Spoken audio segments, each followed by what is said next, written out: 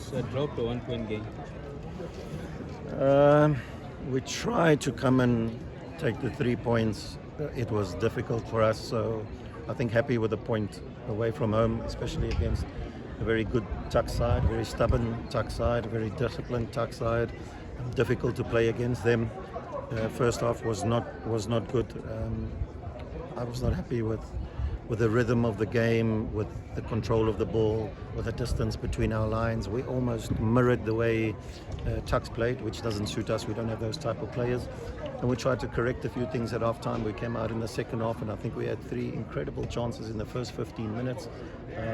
One in particular, the keeper made a fantastic save. And that comes from, again, having more control in the game, progressing the ball nicely, playing out of the back a little bit quicker than we did in the first half, and not so many long balls. So, a game of two halves, but almost a very typical first game of the season. It's just one of those, things that the intensity and the rhythm was not there.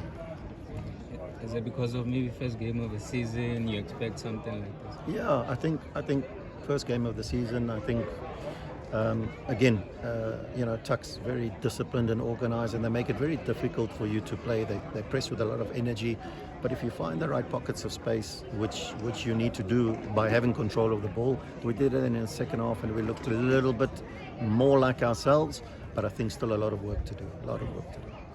Just looking at how you're applying yourselves, how is it so that the change coming from the Premier Division to here in the NFD, because there are a lot of things that are done differently. Yeah. You've got a lot of space in the Premiership, which is hardly available. Yeah, excellent point. The Premiership is a lot more tactical. There's a lot more space available, and it's how you manipulate that space and try and gain certain advantages.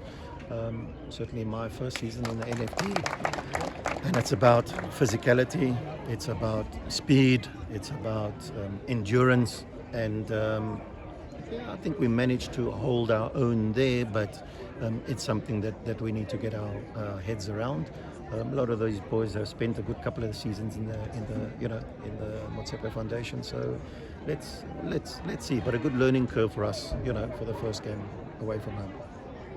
Coach, how important is it to bounce immediately back into the top division? We see it all over the world. It always works better like that. You don't want to spend, too many seasons when you go down. Yeah, I think everybody wants to do that. If you ask every team their goal, they either say they want to win the league or they want to be in the promotional, playoff. So, of course, we've tried to. You see, the coach has stayed. I've stayed. We've tried to keep the nucleus of the players behind, and that is an intention from the club to say, let's try and build on what we did in the second half last season and try and bounce straight back up. Obviously, it's not going to be easy, but that is certainly the goal. And I think before Cape Town Spurs were promoted last season, they spent 5 seasons in the NFD. So, they know it can be a very long couple of seasons there, and we don't want that to happen. Our goal is to bounce right back. Also, how important is because I was looking at your starting lineup, it's still some of your key players, and I think you've only lost Rushman, who was a starting 11 player. Is the priority of retaining them? Yeah, you want to always, as coaches, keep your best players, but there's when the right offers come along, that's the model of the club. They develop players and sell them.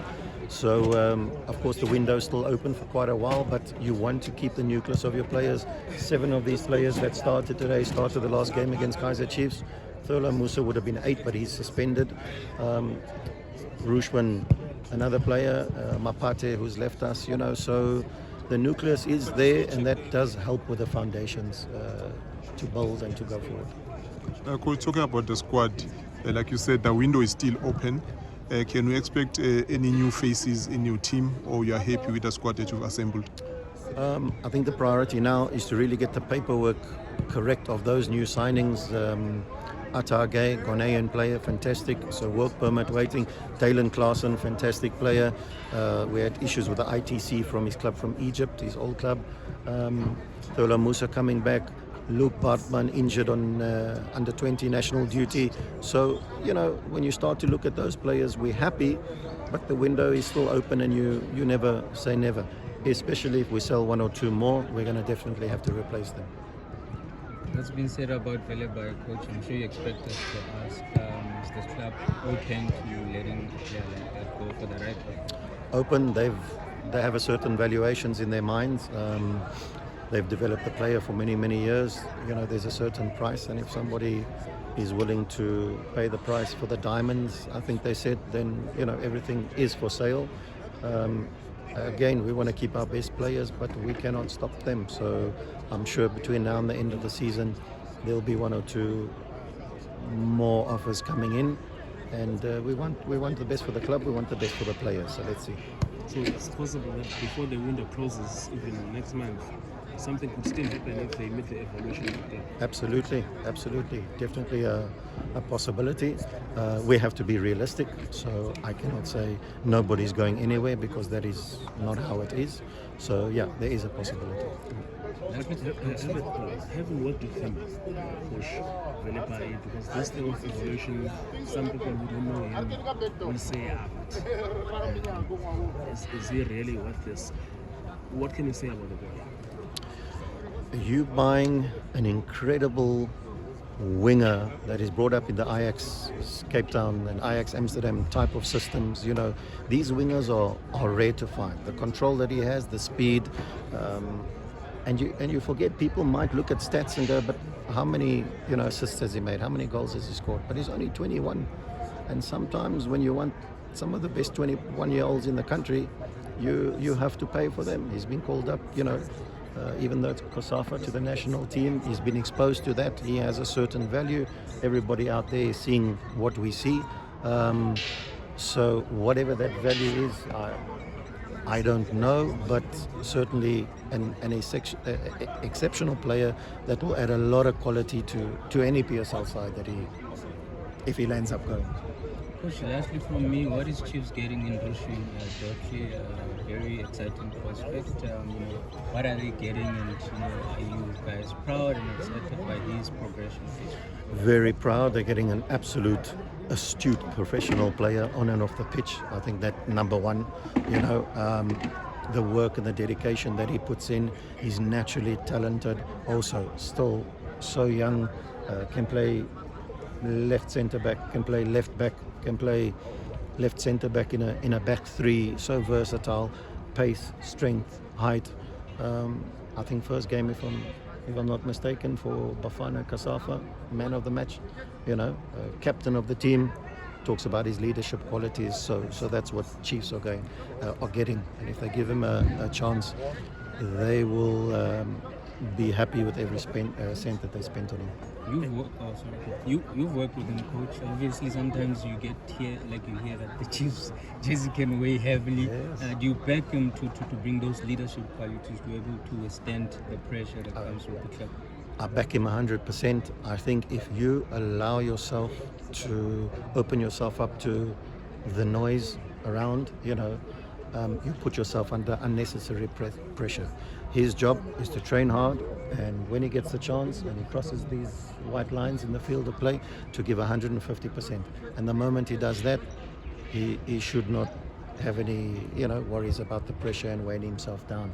He's a good player, and he needs to have crocodile skin. He needs to be thick-skinned, and as I say, turn yourself away from the noise and focus on the football. And also, he's a scoring defender. I've been hearing that he's been scoring even in the Chiefs friendly matches, especially this past week. And he's in the big Bafana squad as well now. Yeah, listen, he loves to score. He loves to, especially set pieces, he loves to get himself up there. He backs himself physically and tremendous aerial power. Got an incredible strike on him. If he gets near the box and near to the right areas. So yeah, he loves a goal. He sometimes thinks he's a striker. He's not, but a great kid and a fantastic future ahead of him. Coach, are you able shortly to explain why the coach was sitting in the stands? Yeah, I think he collected, if I'm not mistaken, his 4th yellow card in the last game against Chiefs, which gave him a 1-match ban for this game. So he's back next week against Venda. Thank you.